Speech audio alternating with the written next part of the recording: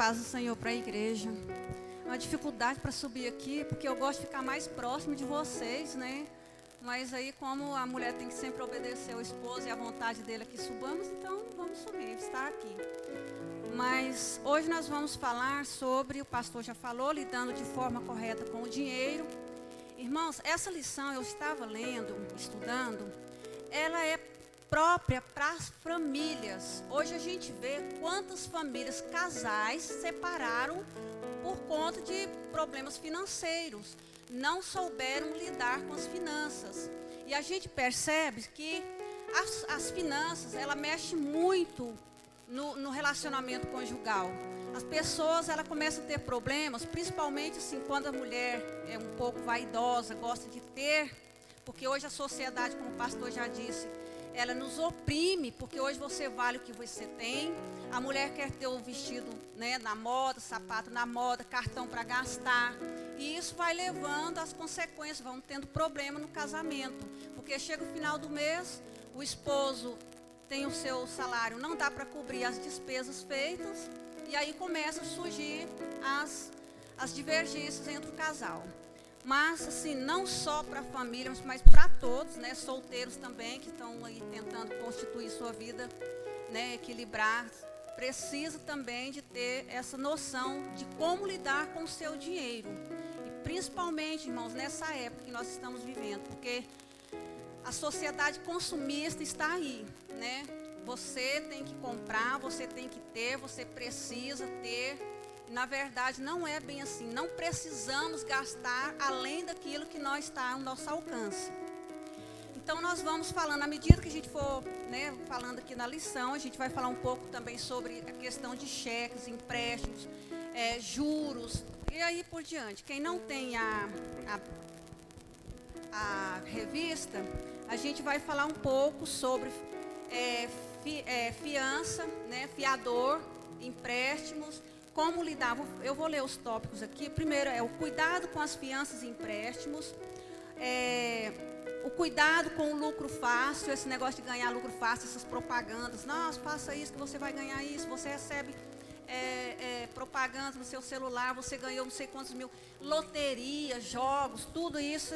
O uso correto do dinheiro. Então, a verdade é que nós precisamos ter muito cuidado como lidar com o nosso dinheiro. O textual, como já foi lido, fala o seguinte: compra a verdade e não há vendas, sim a sabedoria, a disciplina e a prudência. O que quer dizer isso aqui, irmãos? O textual nos ensina. Nos ensina que há 4 riquezas aqui nesse versículo: verdade, sabedoria, disciplina e prudência. Se você agir com a verdade, eu creio que as demais serão acrescentadas, porque são características da verdade. Se você se dá com a verdade, você é disciplinado.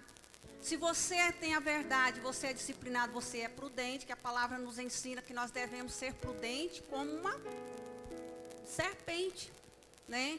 Então, a gente tem que ter essa prudência em todos os fatores da nossa vida. E também a sabedoria. O que adianta você ser prudente, mas você não ser sábio? O que adianta você ser disciplinado, se é que é disciplinado, se não ter sabedoria, se não tem a verdade, né?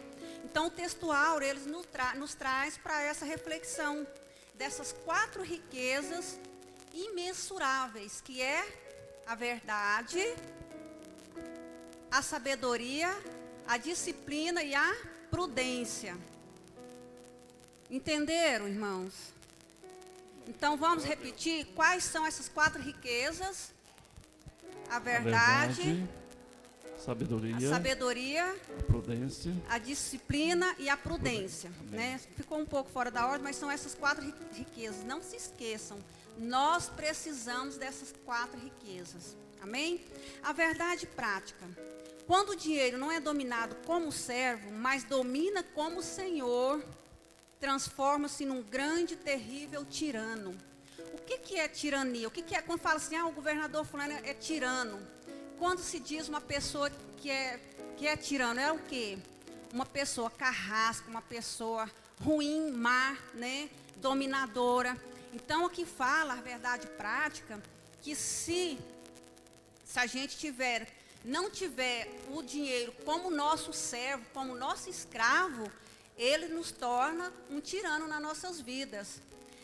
Eu gostaria que alguém lesse para mim 1 Timóteo 6,10. Eu vou distribuir, eu gosto de fazer assim, quando eu dou aula para as irmãs, eu gosto que as irmãs participem. Então, vamos pôr a igreja hoje para ler também. Irmã Hilda, por favor, Provérbio 11:15. Irmão Neto, Provérbio 22, 26 e 27. Irmão Dinei, Provérbio 28:8. Rita, Provérbio 17:16. Pastora Marta, Provérbio 23, 23. E irmão Celso, Filipenses 4:19. E eu gostaria, irmãos, que na medida que fossem lendo, que eu for apontando aqui, que vocês se colocassem em pé para ler o seu versículo, tá? Irmã Yes, lê por favor, 1 Timóteo 6:10. Concluindo aqui sobre a verdade prática.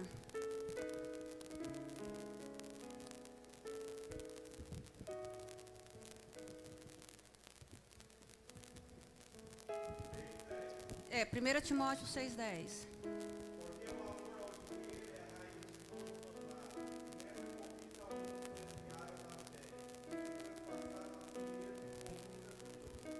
Então, o que a verdade prática fala? Gente, não é ruim, não é pecado ter dinheiro, não. Mas saibamos como lidar com ele, para que não deixe que ele seja o nosso Senhor. Porque o que o irmão Yes acabou de ler aqui? Que o amor ao dinheiro que é a raiz de todos os males. Não é porque né, dinheiro é amaldiçoado. Não, se você souber colocar de forma adequada, se você souber lidar com ele, ele é bênção nas nossas vidas.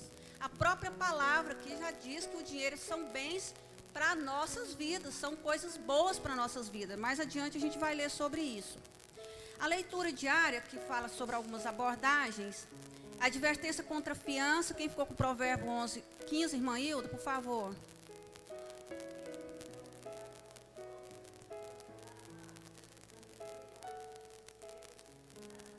Então, irmãos, nós vamos falar sobre o fiador. Isso aqui é só um resumo da leitura diária aqui. Da segunda-feira, fará advertência contra a fiança. Nós vamos abordar aqui sobre a questão de fiador. Isso é um perigo, irmãos.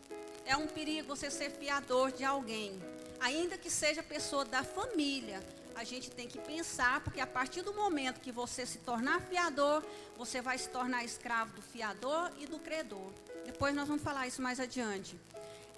Provérbio 22, 26. Irmão Neto.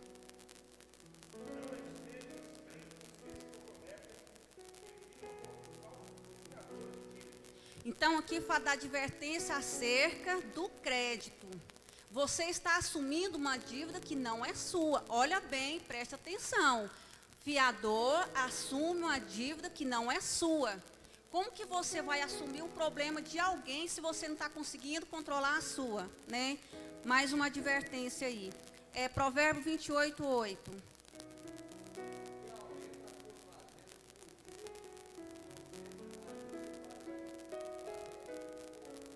Então aí vai falar também sobre a usura. A Bíblia condena a usura, é pecado e também é crime a usura. Mais uma advertência contra a usura. Provérbio 17, 16.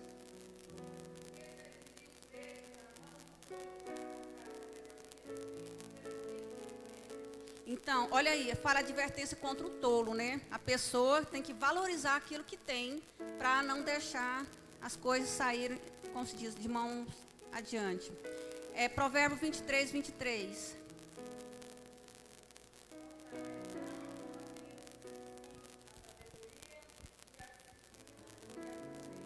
Então aí nós acabamos de... Vamos repetir de novo essas virtudes? Irmãos, eu queria que vocês inculcassem isso aí. Nem que seja por osmose, nós vamos aprender isso hoje. Quais são as 4 riquezas? Verdade. Ótimo. as 4 virtudes aí, né? Vamos por osmose, não vamos aprender isso aqui hoje. A hora que sair ali na porta, eu vou perguntar, irmãos, quais são as 4 riquezas? Tá. E buscando a suficiência em Cristo. Filipenses 4:19.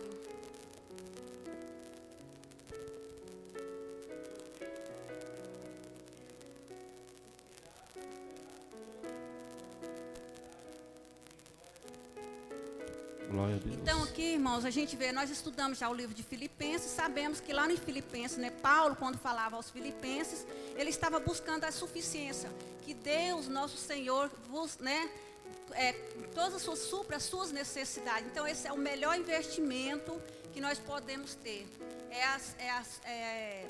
aguardar o suprimento do Senhor, né, é o mais seguro investimento que nós temos. A leitura em classe já foi feita. A introdução, aqui a gente fala sobre a avareza e a ganância, tem a causa primária, o amor excessivo ao dinheiro, que se manifesta pelo desejo insaciável de ter a posse do que por direito pertence a outros. É literalmente a sede insaciável de possuir mais, sendo fator recorrente nas inter-relações e poderá ainda levar. Então, a introdução fala dessa ganância, ou seja, a pleonexia, a avareza, a ganância, ela pode nos levar à desobediência das leis divinas. Eu vou falar a referência aqui, se você quiser anotar depois para conferir. A desobediência das leis divinas, Deuteronômio 23, 19 e 20. Desobediência também às leis nacionais, né? No Código de Defesa do Consumidor, no artigo 4º da Lei 1521, de 1951. Irmãos, quando eu li isso, porque o nosso código, vocês sabem que são, né, já decaiu, de 1940 o nosso código penal, porque o Código Civil já teve uma renovação. Mas essa lei da usura aqui, ela é de 1951. É muito antiga, não é? Mas essa lei aqui, na época de Moisés, se a gente for ler lá em Êxodo, Levítico, ela já estava lá. Então isso aqui, de 1951, é muito recente. Isso aqui foi compilado de lá. Deus já instituía isso aqui. Se a gente for ler lá sobre as leis e sobre as leis religiosas que Deus institui ao povo de Israel, Deus já proibia tudo isso aqui, emprestar com usura, não emprestar com juro para os irmãos. Os de fora autorizam o juro, mas não juro exorbitante, né? Se a gente for ler direitinho lá sobre o livro de Êxodo, lá a gente vê tudo isso aqui, essas recomendações. A pessoa, então, a ganância leva a pessoa a desagradar a Deus, Deuteronômio 23, 19 e 20, Deuteronômio 28, 15, leva a pessoa ao desequilíbrio financeiro, que está Deuteronômio 28, 44, e também o envolvimento de negócios ilícitos, irmãos, como leva? Hoje a gente vê, hoje a gente fala assim, dá uma tristeza quando a gente lembra do nosso congresso, né, do nosso... Não só lá o Congresso, mas em todas as instituições. Eu falo que a corrupção é um câncer na nossa sociedade, irmãos. Infelizmente, nós temos que orar muito. Você, para conseguir alguma coisa, você tem que pagar propina, né? Pessoas, se não falar a língua deles, você não leva. Projetos, para serem aprovados, você tem que pagar propina, porque se não aprovar, eles são arquivados. Isso aí eu falo, sim, de conhecimento de causa. Se você leva um projeto para ser aprovado, eles cantam lá a pedra, né? Falando assim a linguagem deles. Se você não paga a propina para eles, eles dão embaraço, falam qualquer coisa, ainda que o projeto esteja tudo de acordo com as normas. Você fala assim, não, mas aqui não tem aonde eles me pegarem. Aí chega lá, não, você tem que dar tanto, porque fulano tem que assinar, ciclano, beltrano. Se você não... É um cafezinho, né, que normalmente dizem por aí. Se não tiver, irmãos, engaveta mesmo projetos. E não é só no meio deles, não. Também do particular para eles. Então, é uma coisa, assim, diabólica, é demoníaco. Essas coisas, esses negócios ilícitos aqui. Isaías 10, de 1 a 2. Eu gostaria que alguém lesse esse versículo. Isaías 10, de 1 a 2. 1 e 2. Rapidamente.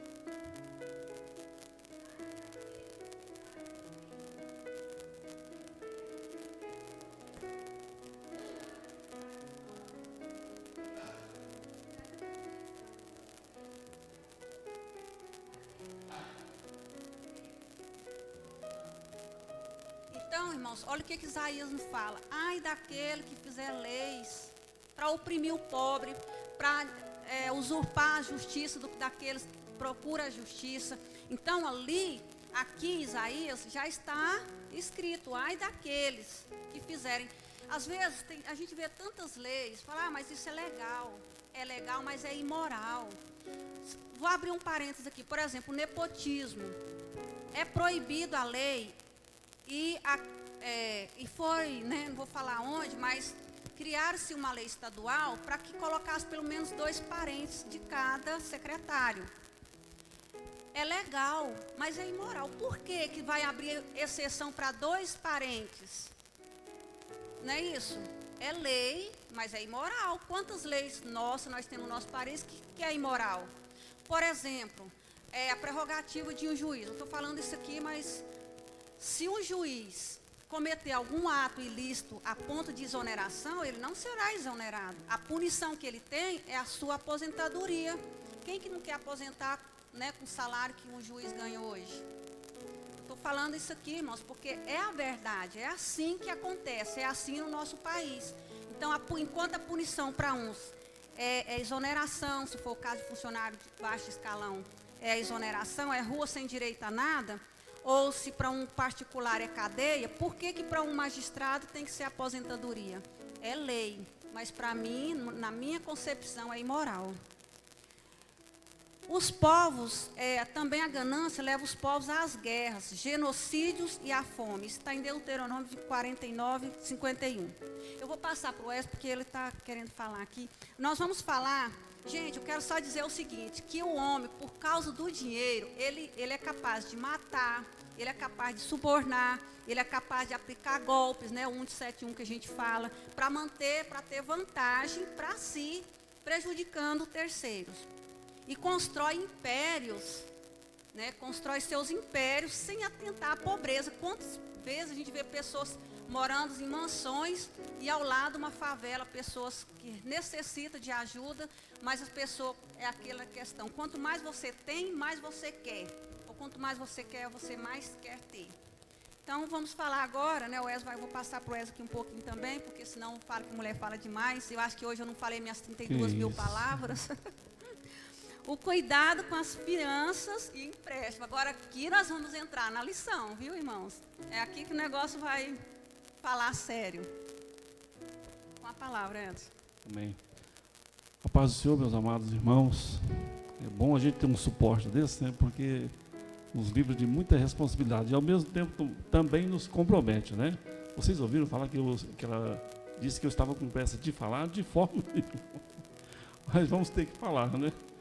Glória a Deus. Irmãos, mas eu tenho lido muito, essa revista eu li um pouquinho mais, li uns 10 dias essa revista, todos os dias, né? Pedindo para Deus, assim, o discernimento do que falar para os irmãos, acerca do que o comentarista falou, daquilo que o Espírito Santo revela, daquilo que a nossa mente é capaz de absorver, né? E eu estava vendo aqui, esse primeiro tópico aqui, muito importante. Irmãos, que fala aqui, o cuidado com as fianças e empréstimos. Aqui, o resumo desse tópico 1 é assim, o crente deve ter prudência ao decidir ser um fiador ou efetuar um empréstimo. Então, o tópico 1 diz sobre o fiador e o segundo tópico diz sobre o empréstimo, né? Então, diz aqui o tópico 1, que fiador é aquele que se responsabiliza pelas obrigações contratuais de alguém. Diz o sábio, por falta de entendimento, nos tornamos fiadores. Irmãos, a palavra nunca disse que você não deve não fazer isso. O sábio induz você a não correr riscos. Então, por que o fiador é uma pessoa assim tão visada? Por quê? Olha, veja bem o que acontece. Quando o fiador fica responsável pelo contrato de alguém, ele está dizendo tanto para o credor como para o que foi fiado, o que foi abonado, que ele é o responsável por aquela ação. Irmãos, a palavra diz muito bem aqui, né? Diz aqui que você não deve colocar a sua mão não deve ficar entre os que fiam, entre os que ficam por negócio entre os seus irmãos. Eu vou fazer aqui uma demonstração, prestem atenção, por favor. Eu sou o credor, ela é a pessoa que vai querer um empréstimo. Então, eu e ela vamos dar as mãos, prestem atenção, por favor, cara. Eu sou o credor, eu não tenho dinheiro. Ela vai também, vai fazer. Aí eu vou dar a mão para ela. Quando eu faço isso, o fiador vai entrar aqui no meio. Ele, credor, não confia só em mim. Porque eu não. Quando o credor empresta, irmão, isso é uma demonstração. Quando o credor faz isso, o credor não confia nele mesmo, não confia nela e não confia nem no fiador. Então, quando o fiador quando eles abrem a mão, eu fiquei responsável por aquele negócio. Sabe aonde que isso pode levar? Pode levar sem que você queira, pode te levar a caminhos estranhos. A lição eu achei tremendamente importante por causa disso, porque ela disciplina a pessoa a não ser dessa forma. E a palavra diz que nós nos tornamos fiadores por falta, irmão, de entendimento. Olha só, eu estou falando isso aqui com o maior carinho, com o maior respeito pelas pessoas. Sabe por que eu digo isso? E a revista ensina dessa forma aqui? Porque é uma lição maravilhosa.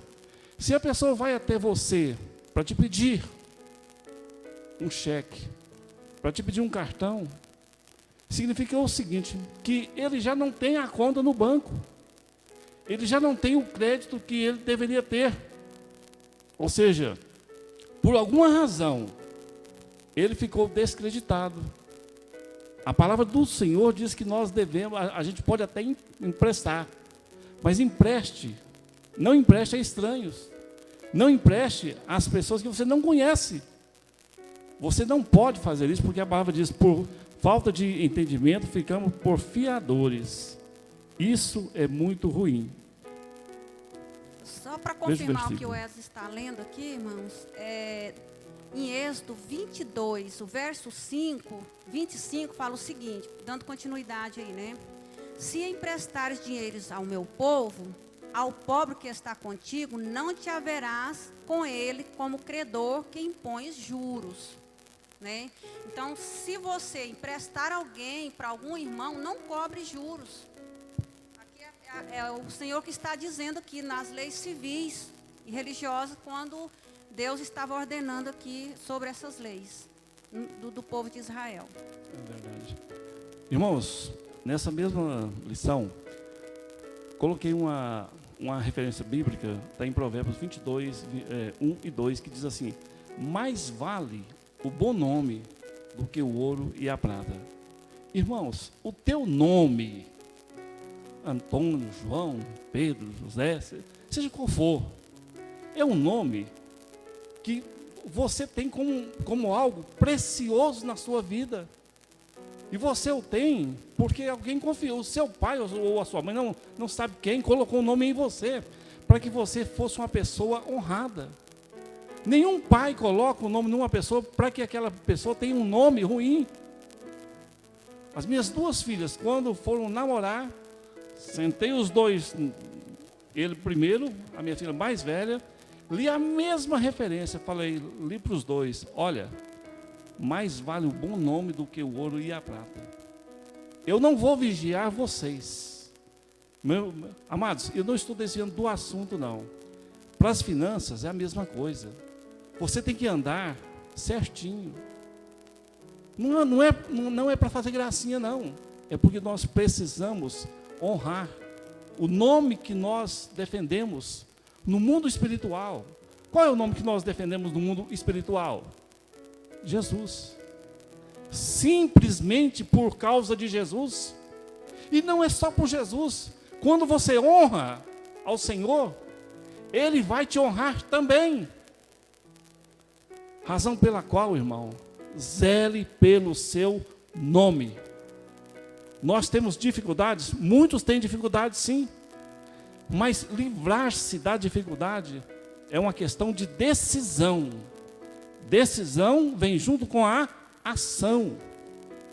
Eu tenho que entender esse princípio na minha vida, porque senão eu vou me dar muito mal.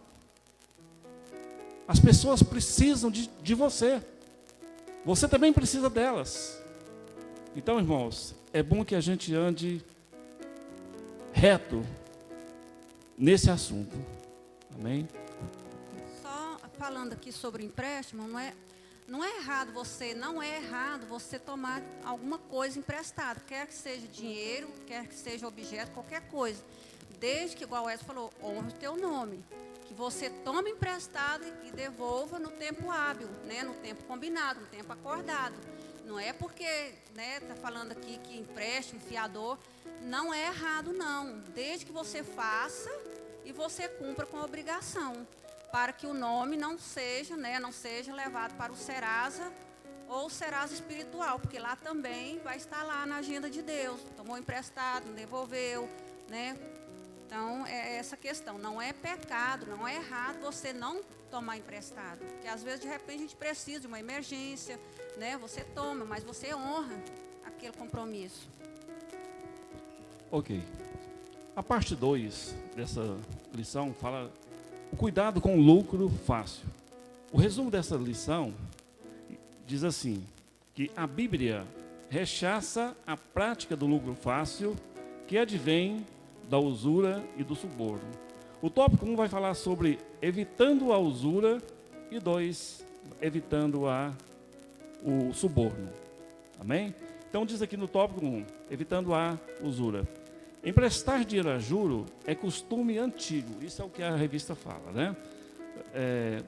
Pois os ensinos de Deuteronômio proíbe emprestar dinheiro, comida ou qualquer objeto a juros entre irmãos. É uma transgressão espiritual. Eu fico pensando, né? Você pode emprestar o dinheiro. A palavra emprestar, irmãos, não significa uma contravolta de juros, não. Os juros é uma invenção humana de compensação financeira. Mas se você tem as condições de emprestar para alguém, irmãos, empreste sem esperar retorno, empreste ajudando, empreste sem cobrar juro, porque se você cobra juro, você pode indicar para quem você vai emprestar que essa pessoa procure uma instituição financeira. Mas Deus te proveu de recursos para você fazer isso. E muitas vezes a gente vê as pessoas não ajudando as outras que estão em dificuldades, por quê? Porque o dinheiro é mais forte, fala mais forte, tem medo de ajudar. Irmãos, do jeito que você julga, do jeito que você trata, nós seremos tratados e julgados da mesma forma. Jesus fala isso de uma forma bem clara, da forma como é a lei da semeadura, meu amado, minha amada. Se você planta, você colhe. Se você tem as condições de fazer isso, faça. Por que é uma transgressão espiritual? Porque a transgressão espiritual não está apenas no sentido superior, não.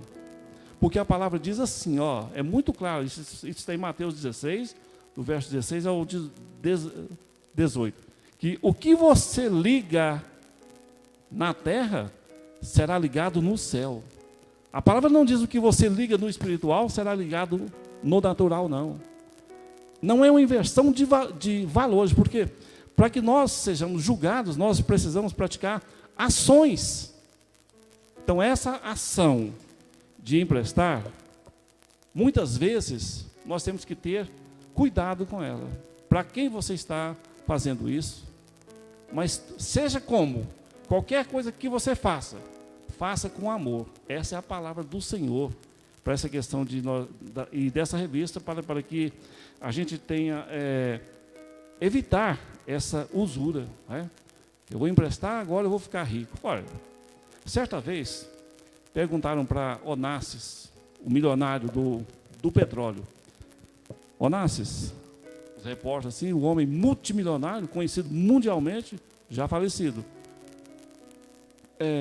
Como é que se faz para abrir um grande negócio? Onassis respondeu, Aristóteles Onassis é o nome. Ele respondeu, é muito simples, você abra um grande banco. Os repórteres perguntaram novamente, e para se ter um negócio médio, o que a gente faz? Onassis deu a mesma resposta, funde um banco médio. Tá bom, e para nós ganharmos pouco dinheiro? Funde um banco pequeno. Ou seja, a ideia do banco é de ganhar em cima do seu capital. E é isso que acontece, meus amados. Portanto, vamos evitar que esse mal invada a nossa vida natural, para que o nosso espiritual não se torne usura. Amém?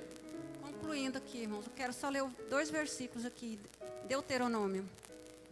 23, 19, fala o seguinte: a teu irmão não emprestarás com juros, seja dinheiro, seja comida ou qualquer coisa, que é costume se emprestar com juros.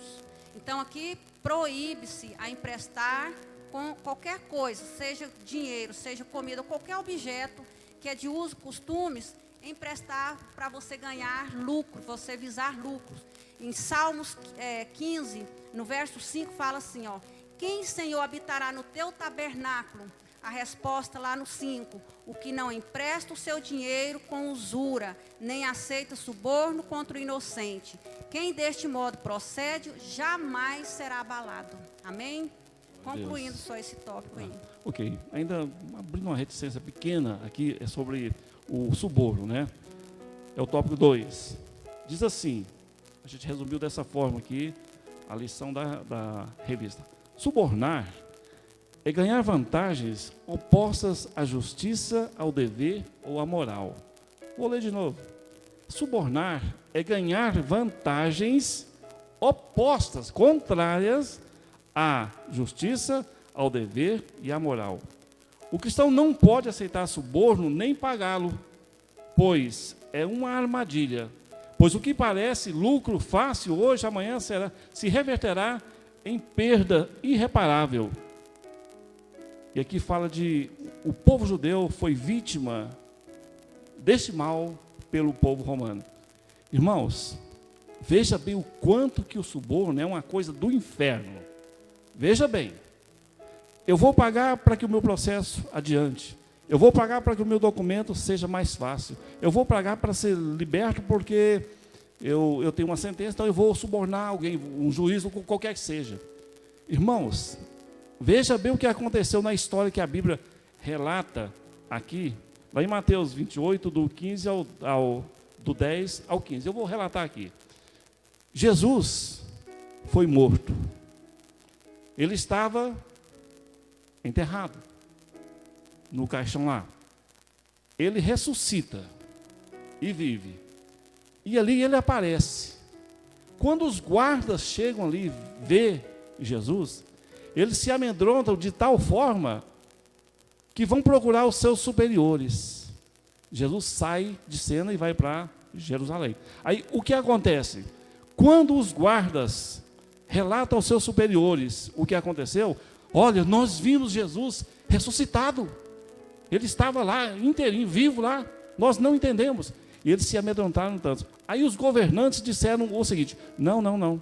Houve conselho entre os governantes romanos dizendo o seguinte, vamos aqui aconselhar conosco aqui mesmo, nós vamos pagar uma quantia vultosa aos guardas, para que eles digam que o corpo de Jesus foi roubado. Irmãos, a palavra diz que os judeus acreditam nessa versão, feita através do suborno, até os dias de hoje. Fala comigo, até os dias de hoje. Até os dias de hoje. Resultado do suborno.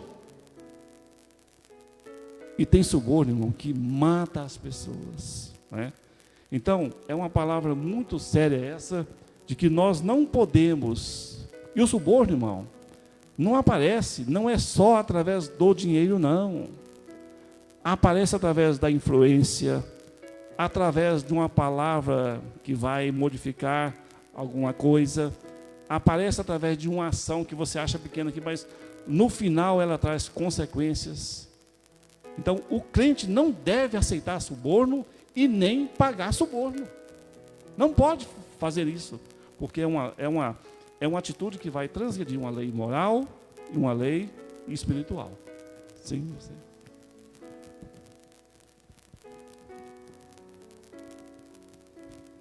Tópico 3, nós vamos falar aqui sobre o uso correto do dinheiro.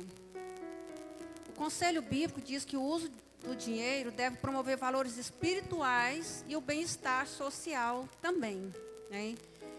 Em Provérbios 3, do 9 ao 10, fala assim: honrar o Senhor com os seus bens. Nós devemos honrar o Senhor com os nossos bens. Tudo que nós temos não é nosso. Glória a Deus. Deus é que nos proporciona, né? A questão do dízimo. Nós devemos trazer os dízimos, falar, eu vou pagar o dízimo. Não, você vai devolver o dízimo. Porque é aquilo que não é seu, mas é aquilo que é do Senhor. Aliás, 100% é dele. Ele te deu e ele requer no momento que ele quiser também. Então, às vezes a gente passa por algumas situações que a gente vai analisar, mas por quê? Vamos analisar por que isso acontece na minha vida. Eu tenho sido fiel com o Senhor? Eu tenho sido fiel na casa do Senhor? Irmãos, é em todas as áreas das nossas vidas. Em todas, em todas. Então, para que você, Provérbio 3, 9 e 10, eu gostaria que alguém lesse para mim, para ficar bem frisado isso aqui. Provérbios 3, 9 e 10.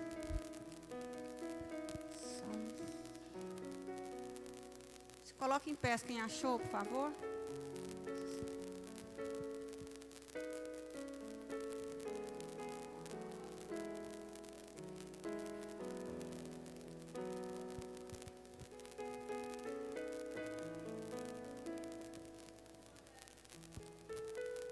Isso é uma promessa, irmãos.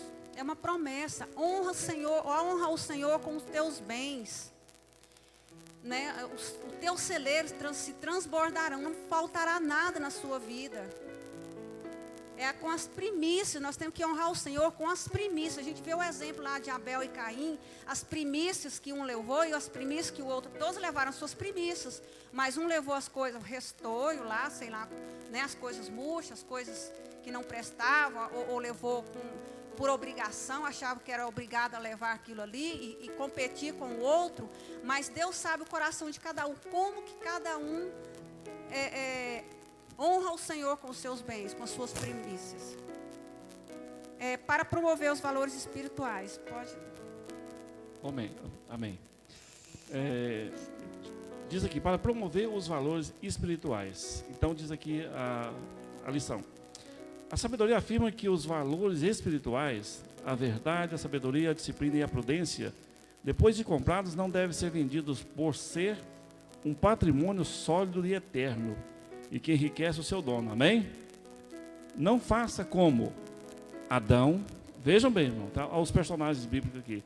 Adão, Judas, os irmãos de José, Esaú, Himeneu e Alexandre, que foram auxiliadores de Paulo, esses dois últimos aqui. Esses personagens, irmãos, avaliaram mal o valor real da mercadoria que tinham em suas mãos, arcaram com prejuízos eternos e sem volta, pois foram negociantes desqualificados. Irmãos, eu fiquei indignado com isso aqui. Fiquei. A pior coisa no mundo que pode existir é um crente desqualificado. Irmãos, não dá para entender. Olha, veja bem o que Adão fez.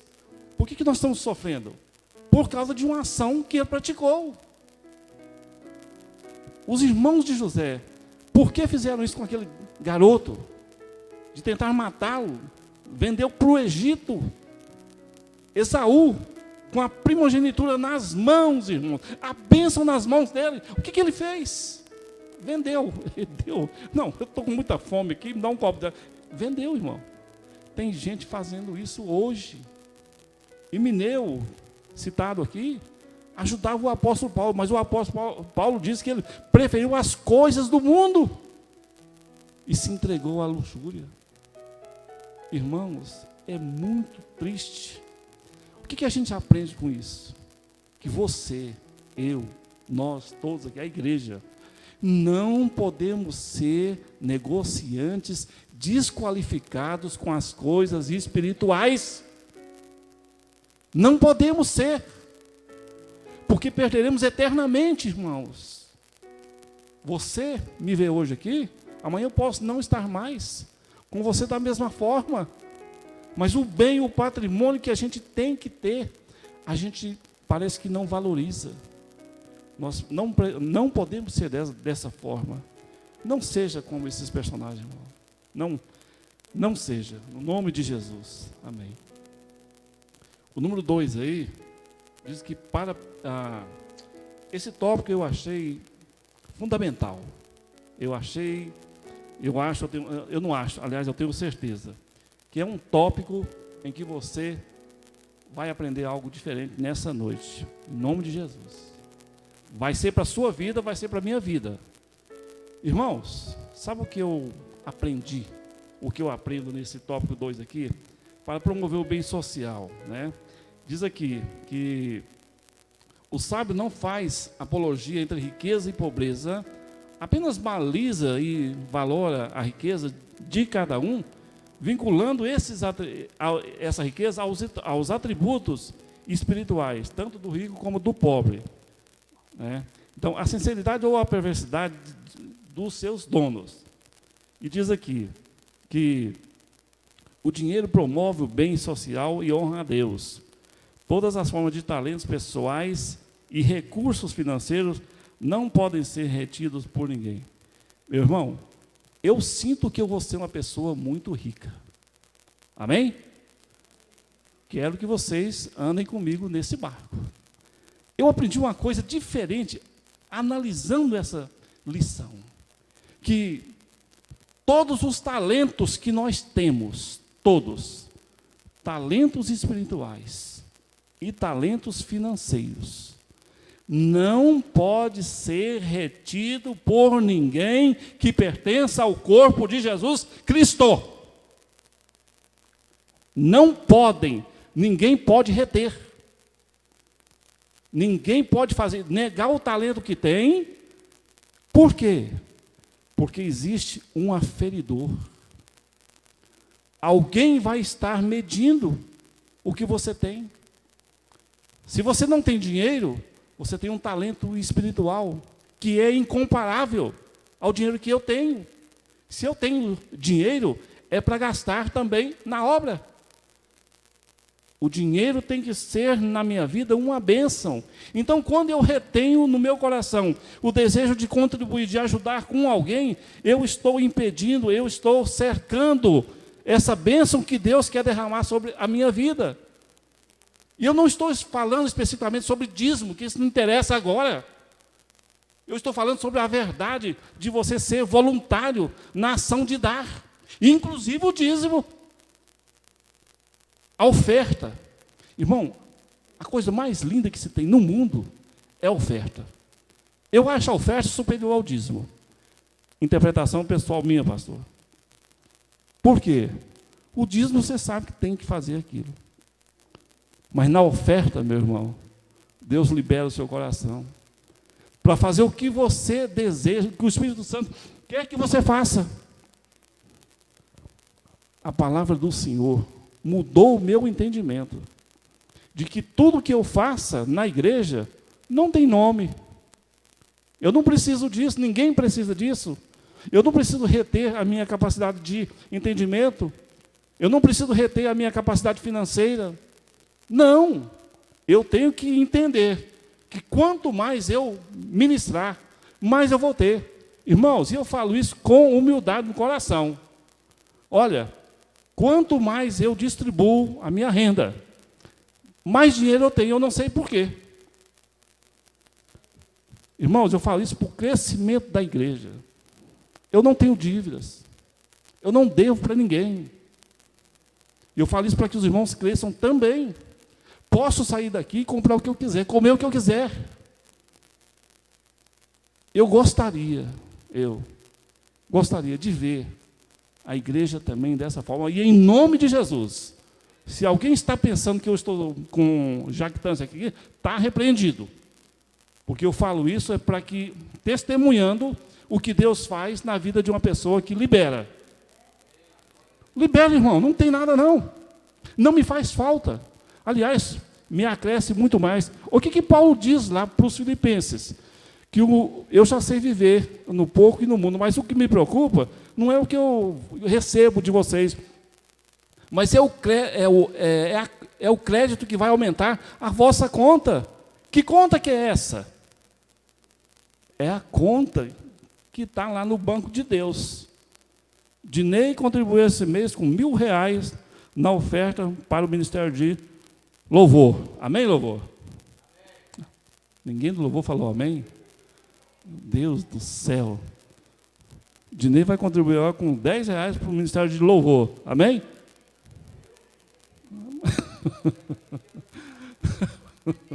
Pois é. Ninguém agradeceu. Irmãos, eu quero dizer para os irmãos, muda o entendimento. Ninguém pode reter. E quando eu falo reter, não é só os que contribuem, mas os que controlam também, da mesma forma.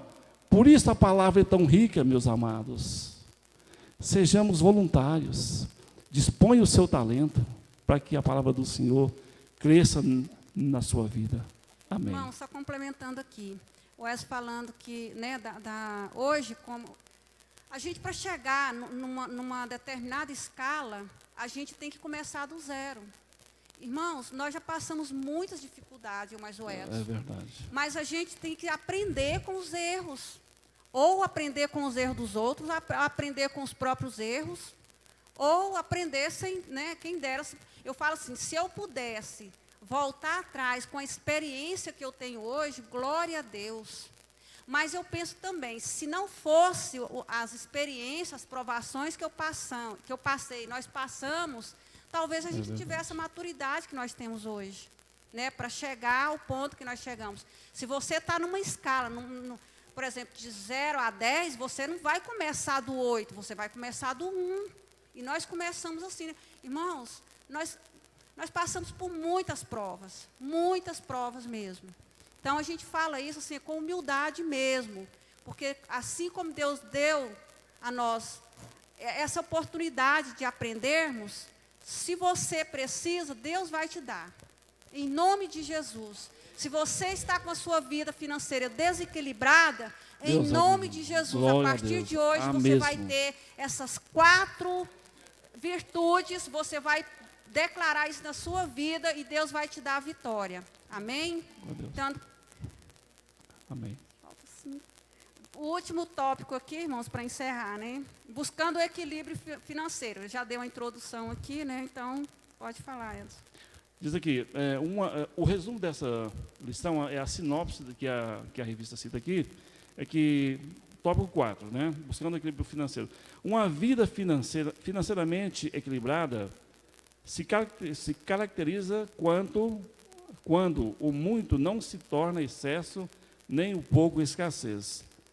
Aqui diz o primeiro tópico, buscando a suficiência, o segundo, buscando o que é virtuoso. Amém? Irmãos, eu estive analisando esses 2 tópicos, eu quero resumi-los, porque nós temos pouco tempo agora. A Bíblia é um livro interessante, porque, como você o lê, ela vai te revelar. E eu andei buscando, nesses 10 dias, uma forma de entender o que é riqueza. Riqueza, muito bem. A palavra cita, eu escolhi 3 personagens bíblicos. Uma para escolher um nível de riqueza elevado, um nível de riqueza médio e um nível de riqueza baixa. A palavra diz que eu peguei um homem, está lá no capítulo 16 de Lucas, fala sobre o Lázaro e o rico. Ali diz que havia um homem rico, vivia regaladamente, de linho fino e púrpura. Aquele homem era extremamente rico. A palavra diz de um outro personagem, está em Provérbios, no capítulo 30, do verso 8 ao verso 10. Ele diz o seguinte: Senhor, não me dê a miséria para que eu não venha a te blasfemar. e nem a riqueza para que eu possa te desprezar. É mais ou menos assim. E no livro de Eclesiastes, no capítulo 6, no verso 2, diz que lá há um homem, o qual Deus dá riquezas, tudo que a alma dele deseja, ele tem, dá a ele honra, dá a ele tudo o que ele quiser. Tenho 3 níveis de riquezas aí. O que eu aprendo com isso? Essa aproximação com a riqueza depende do grau de afinidade que você quer se estender com Deus. Hoje nós ouvimos isso: Senhor, não me dê riqueza nem pobreza, para que eu não faça o mal. Ok. Então, o que eu posso aprender? Se eu pedir para o Senhor não me faltar o pão nosso de cada dia, se você pediu isso espiritualmente, você está correto. Deus não vai deixar você faltar mesmo. Aquele homem rico tinha tudo porque ele conseguiu uma riqueza das próprias mãos. Mas ele morreu e foi para o Hades. Toda a riqueza dele foi em vão. Mas uma coisa que me chamou a atenção foi nessa 4ª riqueza, estou resumindo os 2 tópicos nessa fala aqui, que há um homem, no capítulo 6, Yes, você pode ler para mim, por favor? Eclesiastes, no capítulo 6, no verso 1 e o verso 2, por favor. Só para reiterar aqui essa palavra. Você?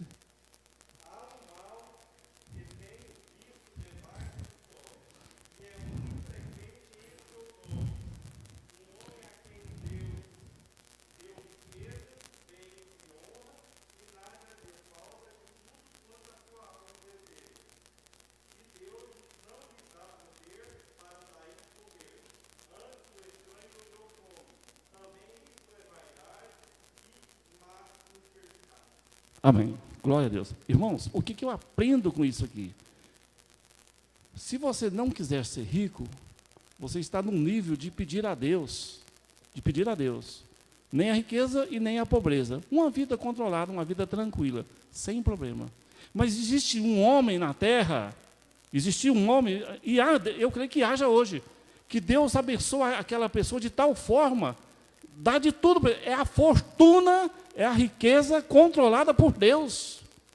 Deus vai dar tudo a esse homem, mas não vai dar para ele algo que ele não pode ter nas mãos dele. É o poder. O poder, irmãos, pode ser faccionado em muitas outras coisas. Tem pessoas que não podem receber uma promoção, porque ela vai ficar orgulhosa. Tem pessoas que não podem ganhar realmente dinheiro, porque não vai fazer mau uso dele.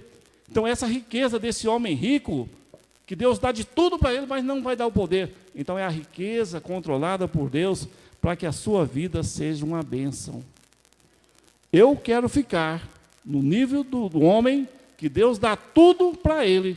E eu quero isso para a igreja também.